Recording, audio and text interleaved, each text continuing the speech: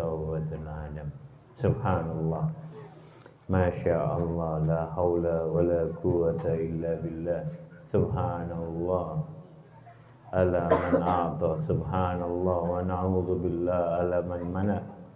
Subhanallahi dzil qadri wal karam. Subhanallah, ala kulli syai'in wa iradatuhu bainal kafi wan nun wa khazainuhu fi qawlihi kun fayakun.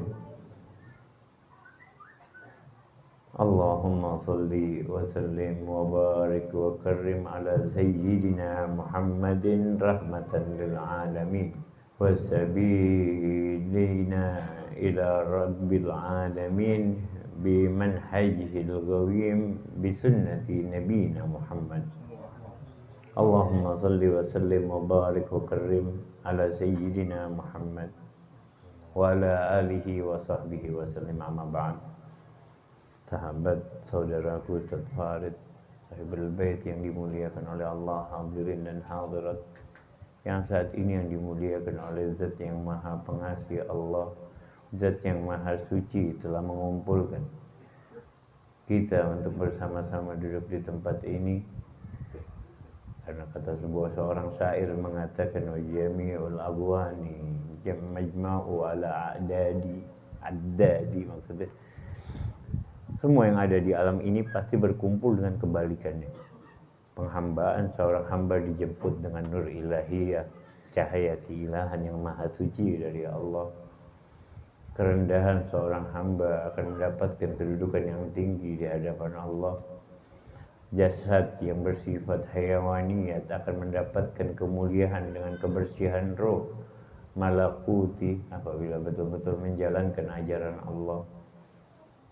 Dan alhamdulillah malam hari ini nama kita masih ditakdirkan untuk bersama-sama berkumpul, sama-sama membacakan salawat serta salam kepada Sayyidina Muhammad, yang sebenarnya salawat serta salam yang kita bacakan bukan bacaan dari kita, hanya kita memohon pertolongan Allah. Maka kalimatnya Allahumma sholli ala Sayyidina Muhammad, ya Allah berikanlah salawat. Jadi memberikan adalah Allah, makanya salawat tidak pernah ditolak oleh Allah. Bahkan Imam Sa'rani menukil perkataan Abil Mawahib As-Sazali, apakah sholat yang diterima itu adalah sholat yang hadir hatinya, ataukah mereka yang ghafil, atau mereka yang lalai? Dia bilang enggak, biar mereka yang lalai diterima, dibalas 1 sampai 10. Bahkan Allah menciptakan kebunuhan untuk membalas gunung-gunung tersebut, pohon-pohonnya untuk beristighfar kepada orang yang berselawat 1 kali kepada Rasulullah SAW. Oke, bagaimana yang mereka yang hatinya hadir kepada Rasulullah? Sama-sama kita ketahui pengarang kitab Musannif Sabilil Muhtadin mengatakan maulid yang kita bacakan tiba Rasulullah hadir dari awal sampai akhir.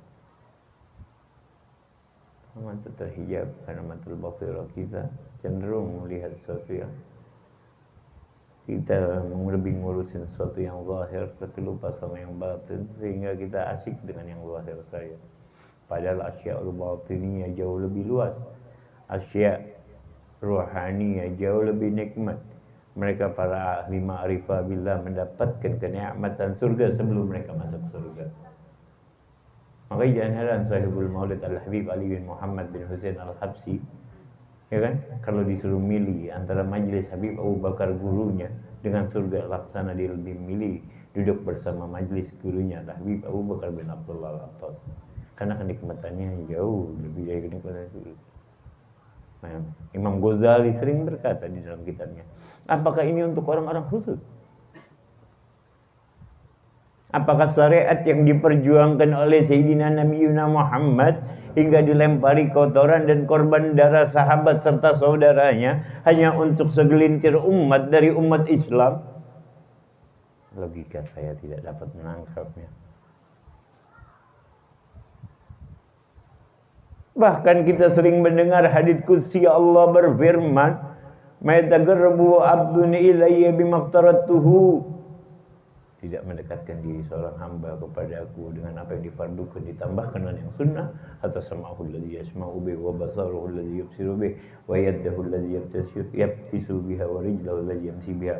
Di dalam riwayat yang lain Rasulullah bersabda, siapa yang mendekat kepadaku satu jengkal, aku akan mendekatnya dengan satu zira. Siapa yang menuju kepadaku dengan merangkak, aku akan menuju kepadanya dengan berjalan. Siapa yang menuju kepadaku dengan berjalan, aku akan jemput dalam keadaan berlari.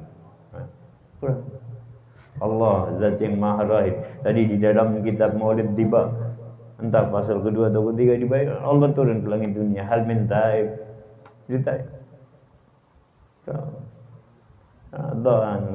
Belum tadi di sepanjang perjalanan sempat membaca sedikit kalam dari Al-Habib Abdullah bin Hasan bin Tahir, pengarang kitab, pengarang Ghasaid, pengarang kitab Majmu' dan Qasidah Ya Arhamar Rahimin. Sangat disayangkan kita punya satu hari dan satu malam 24 jam, dan yang paling disukai Allah ketika berkumpul dengan para kekasihnya adalah di 1/3, 2/3 dan di setengah malam akhir. Dan kita gunakan waktu tersebut dalam keadaan tidur. Tidur adalah mati, berarti kita ikut. Dan Allah menanti-nanti, mana kekasih? Mana yang mengaku cinta kepada aku? Sempatkan diri kita. Jangan hilangkan ini manfaat. Jikalau kita yang masih pertama kali mungkin bertemu dengan pasangannya, kalau udah buat janjian jam berapa, mempersiapkan diri 5 jam sebelumnya. Entah baju apa yang ingin dikenakan, entah parfum apa yang ingin digunakan, sudah mandi dari 2 jam sebelumnya. Lantas ketika kita dinanti oleh Zat Sang Maha Pecinta Allah, kita lalaikan. Makanya Allah berfirman kepada Nabi Allah Daud, Ya Daud, kudzibat man adda'a mahabbati idza zanahu laylana ma'anni alaysal habibu yuhibbu an yahlu bihabibi.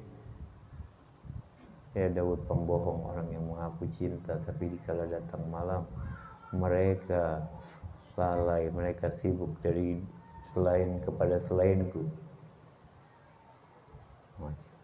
sibuk kepada selain Allah. Dalam hadits qutsinya tadi, dengar juga dari pembicaraan kalam dari Imam Sa'rawi, Mufti Masjid Al-Ghadimah, hadits qudsi yang pernah kita sering dengar, halaqtukal asya li ajlika ya Ibnu Adam, halaqtukal asya li ajlika. Al-Kaun ini, semua dunia diciptakan untuk kita. Wa halaqtuka li ajlika, kata Allah, dan kau aku ciptakan untuk diriku. Kenapa kau masih pikirkan yang kepada yang tidak dituntut, yang udah jelas-jelas emang punya kau? Kan dunia kan diciptakan, semua perkara ini diciptakan untuk manusia. Sudah jelas ya. Kita hanya dituntut untuk Allah. Kau berkata seperti ini seakan-akan sulit sekali, padahal sesuatu yang sangat terang, sesuatu yang sangat gamblang, sesuatu yang sangat jelas. Justru kita yang larut dalam kelalaian kita nggak habis pikir apa. Berapa tahun masa umur kita habis begitu saja, tanpa ada manfaat pendekatan diri kepada Allah, tanpa dapat melihat wajahnya yang di dalam riwayat lebih terang daripada bulan purnama, wajah sang kekasih Nabi Muhammad bin Abdullah sallallahu alaihi wasallam. Tidak pernah merasa merugi diri kita. Apalagi yang perempuan, hati-hati, ada pasti challenge. Ngikutin setan yang ikutin. Udah jelas-jelas haram, mutabarrizat. Mereka yang menampakkan diri auratnya, meniru-niru setan di dalam perhiasannya. Perempuan berhias bukan untuk suaminya saja sudah diharamkan. Apalagi itu berhias meniru sesuatu yang jangan mau persepsi digiring selalu gitu. Kita ini persepsi kita, cara berpikir kita mau dijauhkan dari ajaran Islam. Sehingga nanti Islam dianggap sesuatu yang aneh, Islam dianggap sesuatu yang kolot, Islam dianggap sesuatu yang tidak mungkin untuk dikerjakan. Sudah hampir terjadi saat ini. Jikalau kita berbicara tentang ahli ma'rifah billah, mereka yang sibuk bekerja untuk Allah, seakan-akan hanya ada di dalam kitab walam tajad man kana fa'ilan Hingga kita jarang temui mereka yang mengerjakan hal tersebut. Karena memang sengaja ingin dijauhkan dari persepsi. Mudah-mudahan mungkin mereka yang berbuat seperti itu karena nggak tahu mesti ngapain lagi. Karena suruh tinggal di dalam rumah aktivitas. Padahal ada Allah. Yang memenjarakan diri kita adalah pikiran kita sendiri.